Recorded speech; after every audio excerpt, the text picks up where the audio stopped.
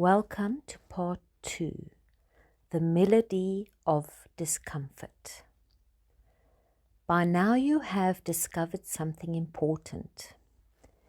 Every emotion we avoid continues to live within us, not to punish us, not because we are broken, because some part of us is still waiting to be seen, heard, and felt. Today we explore what I call the melody of discomfort. Imagine for a moment that every unresolved experience in your life carries a note, a vibration, or an emotional signature. Fear has a note. Anger has a note. Grief has a note. Together, these notes form a medley that quietly plays beneath the surface of our lives. Most of us spend years trying not to hear it. Today, we listen. Begin by bringing to mind one of your parents or another important caregiver with whom your relationship feels less than peaceful. There is no need to judge them or yourself. Simply allow them to enter your awareness. Notice what arises. Do feelings of fear appear? Anger? Grief?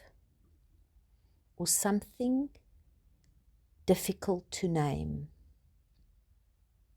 Now gently ask, where do I feel this in my body? Could it be in your chest, your throat, your jaw? Remember, there is no right answer. It can be anywhere. Simply notice. Watch the feeling with your awareness. Listen to it.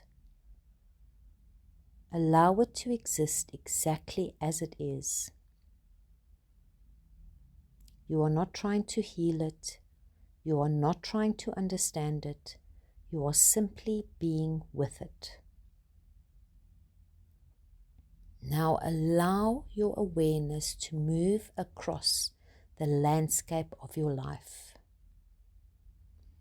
Bring to mind an event that still feels unresolved.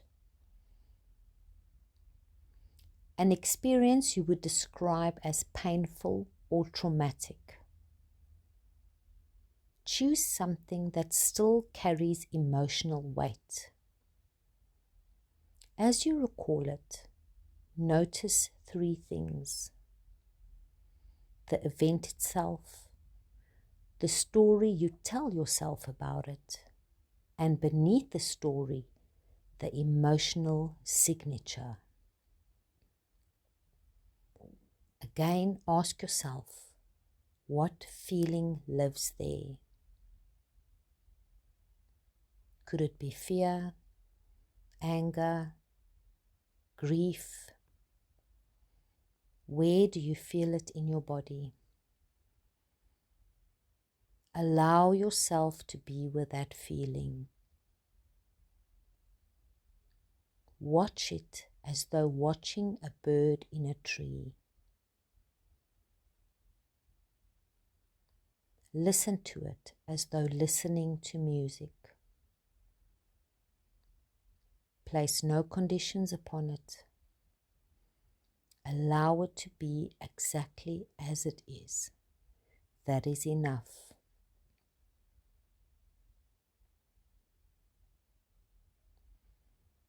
Now notice something remarkable.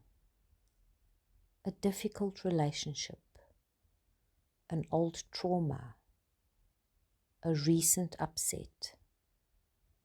different stories, different circumstances. Yet often they carry familiar emotional notes.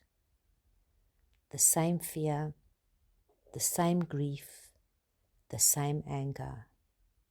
Different songs, the same melody. And what we may not realize is that this melody continues to play quietly beneath the surface of our lives, day and night. Even when we are busy, even when we are distracted, even when we tell ourselves we have moved on, the body remembers the notes. Much of what we do in life is an attempt to avoid hearing them. We distract, we overwork, we seek approval, we control, we consume, we stay busy.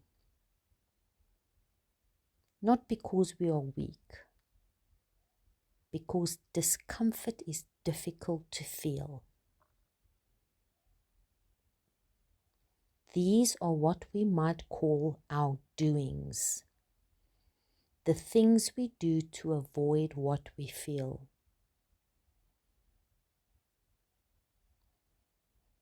Eat the Frog invites us into another way. Not avoidance, not fixing, but presence.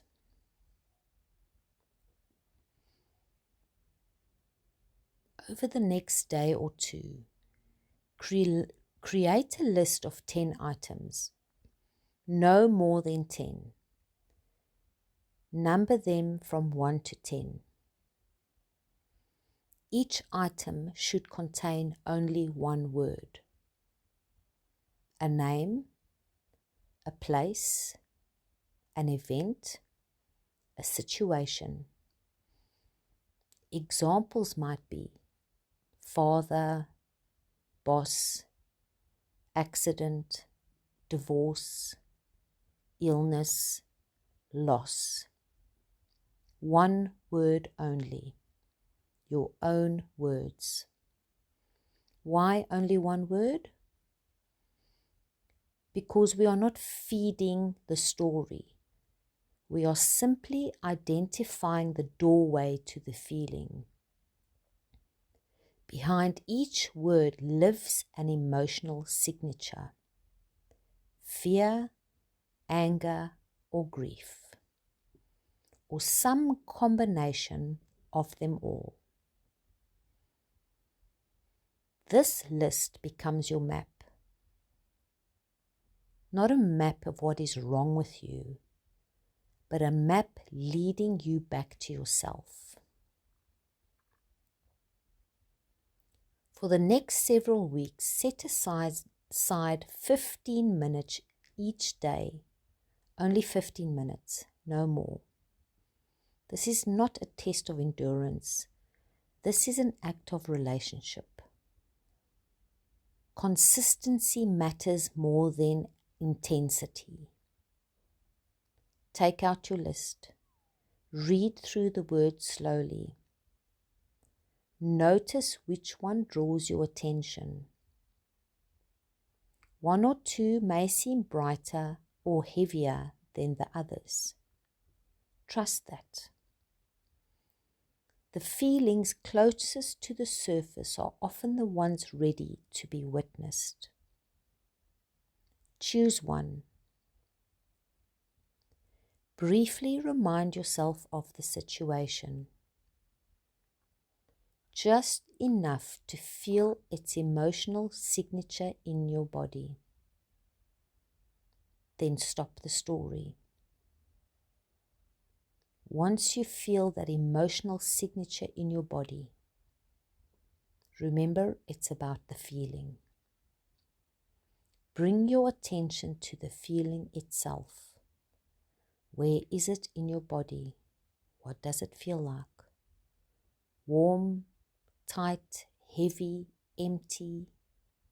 Listen to it. Allow it to be there. Place no conditions upon it. You're not trying to change it. You're not trying to release it. You are not trying to heal it. You are simply being with it because it is there. Sometimes the feeling may fade after a minute or two. If it disappears, choose another word from your list. If it remains for the entire 15 minutes, simply stay with it. This practice is not about effort. It's about presence. Think of a loving parent sitting beside a child. The parent does not sit with the child only when something is wrong. The parent sits with the child because the child exists. Can you become that kind of presence for your own inner heart? Can you sit beside your fear? Can you sit beside your grief? Can you sit beside your anger? Not to change them, not to understand them, simply because they are there.